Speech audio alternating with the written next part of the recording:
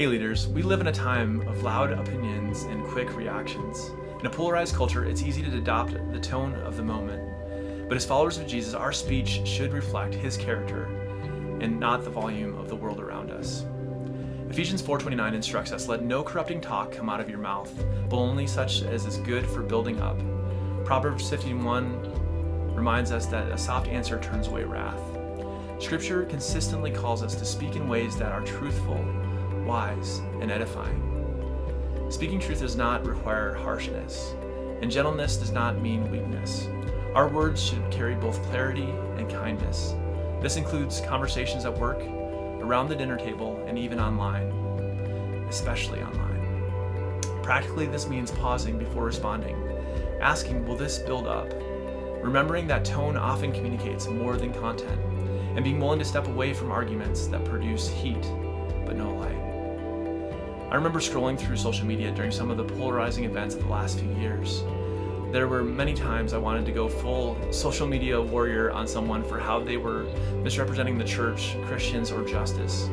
I probably wrote and deleted 50 mini sermons defending truth and what I believed was God-honoring behavior. But my writing didn't pass the test. I wanted to be right. I wanted to defend Jesus so that I would feel better. When I paused to pray, and I'm grateful I did, I sensed him reminding me that he was big enough, strong enough, and sovereign enough to handle it. He had endured far worse without my help. I was called to be an ambassador of reconciliation, not a vigilante he never commissioned. This is difficult because it can feel like we're fighting with one arm tied behind our backs.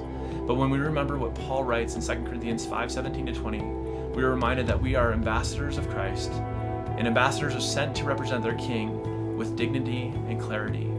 We are entrusted with the ministry of reconciliation, not the assignment of calling down fire. Reflection questions for this week. Where do you feel most tempted to respond quickly rather than wisely? How can your words reflect both clarity and kindness? And finally, what rhythms could help your group cultivate speech that builds up rather than tears down? Thanks for modeling thoughtful and gracious speech. When our words reflect Christ, even disagreement can become an opportunity to witness.